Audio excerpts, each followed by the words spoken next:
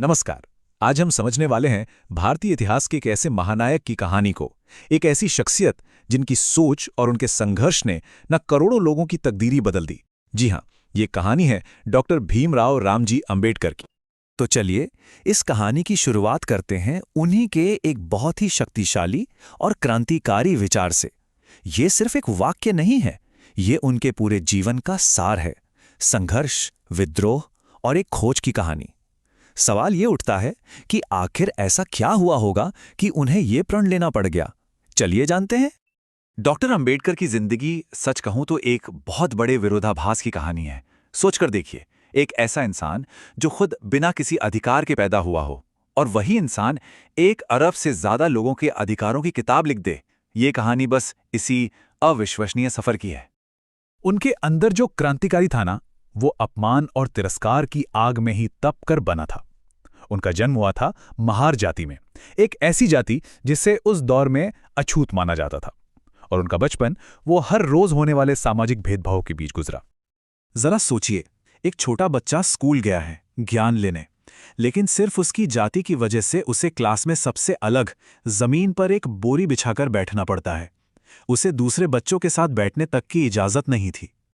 और बात सिर्फ बैठने की नहीं थी, अगर प्यास लग जाए तो वो खुद नल या खड़े को छू भी नहीं सकते थे।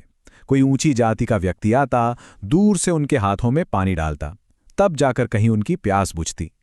ये हर रोज का अपमान था। एक और घटना है जो उनके मन पर बहुत गहरी छाप छोड़ गई। एक बार उन्हें और उनके भाई बहनों को एक बैलगाड़ी वाले ने अपनी गाड़ी में बिठाने से ही मना कर दिया। क्यों? क्योंकि वो अछूत थे। उस दिन उन्हें घंटों घंटों पैदल चलना पड़ा। बस इन्हीं सब अनुभवों ने उनके अंदर न्याय की वो आग जलाई जो फिर कभी नहीं बुझी। तो इन सब अनुभवों के बाद अंबेडकर ये बात बहुत अच्छी तरह समझ गए थे कि अगर इस सामाजिक अन्याय से लड़ना है तो उसका सबसे बड़ा, सबसे ताकतवर हथियार है शिक्षा। और उन्होंने तय कर लिया कि वो अपनी पढ़ाई को ही एक सामाजिक जंग का हथियार बनाएंगे। और फिर बड़ौदा के महाराजा से मिली एक स्कॉलरशिप ने मानो उनके लिए दुनिया के दरवाजे ही खोल दिए। उनका एकेडमिक सफर शुरू हुआ, जो भारत से निकलकर सीधा अमेरिका की कोलंबिया यूनिवर्सिटी और फिर लंदन स्कूल ऑफ इकोनॉमिक्स, मतलब दुनिया के टॉप संस्थानों तक जा पहुंचा। उनकी डिग्रियों की लिस्ट देखेंगे ना तो सच में हैरानी होती है। उन्होंने सिर्फ एक नहीं बल्कि इकोनॉमिक्स में एमए, पीएचडी और तो और डीएससी जैसी सबसे बड़ी डिग्रियां हासिल की, और इसके साथ साथ कानून में बैरिस्टर भी बने। जरा सोचिए, उनकी एक थीसिस थी the problem of the rupee. वो इतनी जबरदस्त थी कि आज भी उसे इंडियन इकोनॉमी पर सबसे जरूरी रिसर्च में से एक माना जाता है। और सुनिए, ये कोई छोटी मोटी बात नहीं थी। वो इकोनॉमिक्स में डॉक्टरेट की ऐसी डबल डिग्री हासिल करने वाले पूरे एशिया के पहले इंसान थे। उस जमाने में ये सोचना भी मुश्किल था, खासकर उनके सामाजिक बैकग्राउंड को देखते हुए तो बिल्कुल अकल्पनीय। अब देखिए, इतनी सारी डिग्रियां, वो चाहते तो विदेश में एक बहुत ही आरामदायक जिंदगी जी सकते थे, है ना? लेकिन नहीं, वो भारत वापस लौटे, क्योंकि अब वक्त आ गया था किताबी ज्ञान को जमीनी लड़ाई में बदलने का, सामाजिक बराबरी के लिए एक जंग छेड़ने का। और उन्होंने एक के बाद एक कई बड़े आंदोलन खड़े किए। सबसे पहले उन्होंने बहिष्कृत हितकारिणी सभा बनाई ताकि समाज को एक साथ लाया जा सके, संगठित किया जा सके। फिर हुआ महाड़ सत्याग्रह, जिसके जरिए सार्वजनिक तालाब से पानी पीने का अधिकार दिलाया गया। और इसके बाद उन्होंने मंदिर प्रवेश आंदोलनों से धार्मिक बराबरी की लड़ाई लड़ी। उनकी इस लड़ाई में एक बहुत ही अहम मोड़ आया 1932 में, जिसे हम पूना पैक्ट के नाम से जानते हैं। ये असल में महात्मा गांधी और उनके बीच एक ऐतिहासिक समझौता था। देखिए, अंबेडकर दलितों के लिए एक अलग राजनीतिक प्रतिनिधित्व चाहते थे, लेकिन गांधी जी इसके खिलाफ थे। तो इस पैक्ट से एक बीच का रास्ता निकाला गया और दलित वर्गों के लिए सीटें आरक्षित कर दी गईं, और यहीं से भारत में आरक्षण की नींव पड़ी। और फिर वो ऐतिहासिक पल आया जिसका सबको इंतजार था।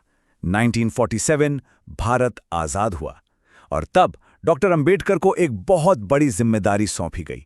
एक नए आजाद भारत के लिए उसकी नियम कानून की किताब यानी हमारा संविधान, उसे लिखने वाली ड्राफ्टिंग कमेटी का चेयरमैन बनाया गया।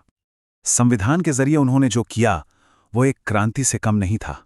जरा सोचिए, एक तरफ थी भारत की सदियों पुरानी कड़वी हकीकत, जातिवाद, छुआछूत, भेदभाव, और दूसरी तरफ था उनका संवैधानिक वादा, कि कानून के सामने सब बराबर होंगे, सबको मौलिक अधिकार मिलेंगे और हर तरह के भेदभाव पर पूरी तरह रोक होगी।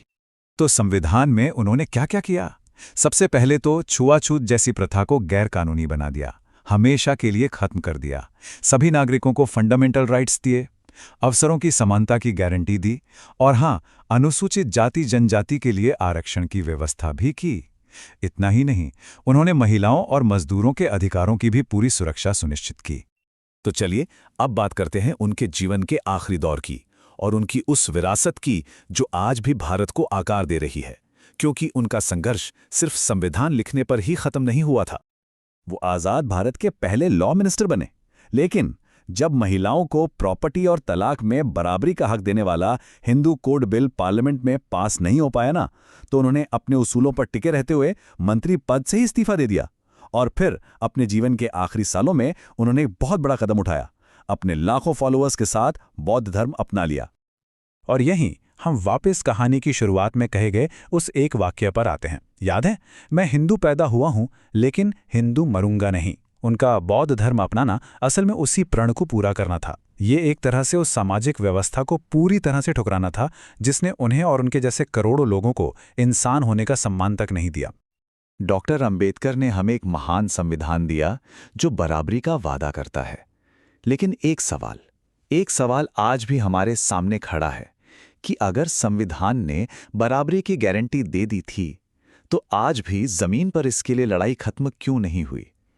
ये एक ऐसा सवाल है जिस पर हम सबको सोचना चाहिए।